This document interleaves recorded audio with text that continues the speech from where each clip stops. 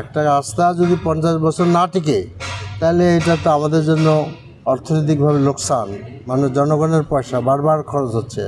পরে আসি, আমি আসলে এখানে আসছি বেশ কিছুদিন যাবৎ পুরো এলাকায় 7 রাস্তা, এই বিএসটিআর এলাকা, আরও এলাকা ওই পাশেও আছে, এগুলা মানে খুঁজে রাখা হয়েছে, মানুষের ভোগান্তি হচ্ছে। আমি নিজেও এখানে ইলেকশনের সময় যখন যাতায়াত করছি ঘুরে ঘুরে যাইতে হয়েছে, কারণ এখান থেকে যাওয়া হয় না।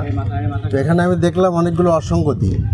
একটা অসঙ্গতি হলো যে প্রত্যেকটা কাজের যে একটা বিবরণী থাকে, প্রত্যেক ওয়ার্ক এরিয়াতে বড় সাইনবোর্ডের মধ্যে এটা আপনার টানায় দেওয়ার কথা, যাতে করে পাবলিক দেখতে পারে। এই জিনিসটা কিন্তু এখানে নাই।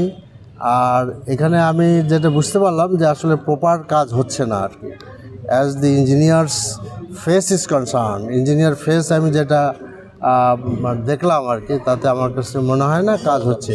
এখানে যে দেখলেন যে খোয়াগুলার মান খুব খারাপ, এটা খুব থার্ড ক্লাস ইটের খোয়া, এবং এটাকে খোয়া বলা যাবে না, ইটের আদলা টাইপের দিয়ে রাখছে।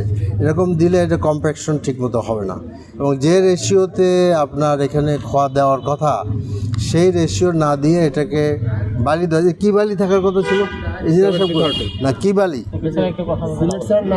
কি বালি, হ্যাঁ নর্মাল স্যান্ড। তো স্যান্ডের কোয়ালিটি আমার কাছে ভালো মনে হয় না, তো বিটি বালু হয়ে গেছে, যার ফলে এটা আশঙ্কা করা খুব স্বাভাবিক যে এখানে আসলে এই রাস্তাটা খুব সুন্দর হবে না, যার ফলে এক বর্ষাকালে দেখা যাবে ভেঙে যাচ্ছে। এটা আসলে সিটি কর্পোরেশনের দায়িত্ব এটা দেখা। আমি আশা করছি সিটি কর্পোরেশন এটা দেখবেন, প্রপারলি দেখবেন কাজ তাদের ঠিক হয়েছে কিনা, বিল তাদেরকে দিতে হবে।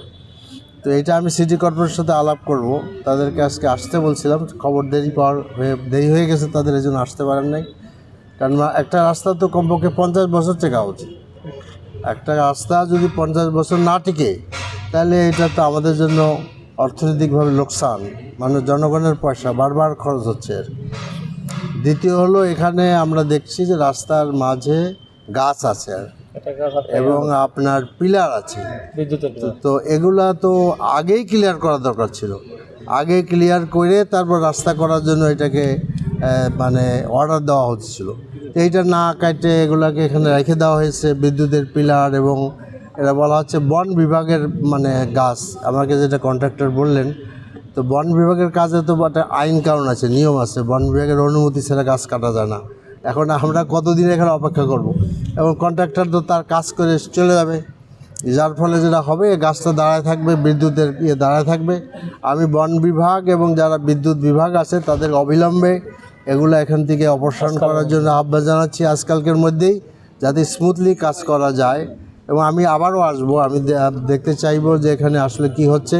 আমি কন্ট্রাক্টর ইঞ্জিনিয়ারকে বলেছি যে আপনি মেহরবানি করে এখানে আপনাদের কাজের বিবরণী তুলে ধরেন।